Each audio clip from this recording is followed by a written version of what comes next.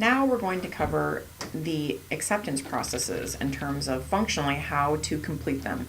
First of all, we're going to actually go over the manual explicit acceptance process. With the manual explicit acceptance process, you need to make sure your menus have been updated so you have your actions or function buttons in place to actually perform this. The first one is the actions LOV menu that is available within your sales order forms, the quick and standard.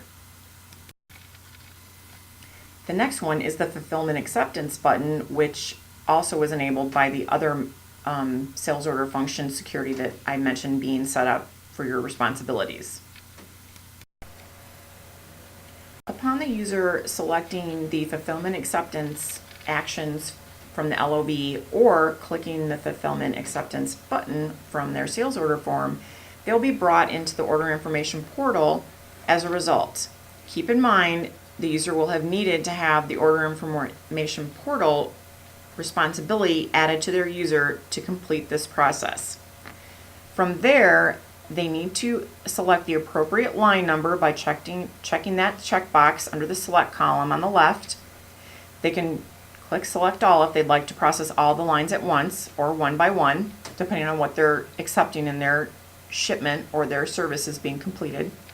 After they select the appropriate line or lines, they need to then go to the actions and either select accept or reject and click the go button. Keep in mind that the user needs to be fully aware that the current release of Oracle only supports a complete acceptance or rejection. And the complete, I mean full quantity. So if I order 10, I need to accept 10 or reject 10. I can't do partials. In the user guide, there's documentation on how to do these partial processing to actually get them accepted cleanly. Once the user clicks go from the accept or reject menu, they are brought into the OIP order status process acceptance form. The thing to know here is the only field that is actually starred or required is the acceptance date. This can be changed to whatever value you need it to be. So let's say I'm limited on personnel in terms of people that can complete their acceptance, and I only do it once a week, and they're doing it off pack slips. So I go through my series of pack slips and I'm processing a transaction that was actually accepted on February 5th, but it's February 20th right now. But I can change the date to February 5th. I can put my acceptance reference document as my pack slip number. If there's any acceptance comments that were written on the document by the user that actually performed the receipt or actually okayed it coming in the door, I can put those comments there even though the field looks a little misshapen. And then acceptance signature, I'm not the acceptance signature. The acceptance signature is the person that actually did the receipt or had the services delivered to them.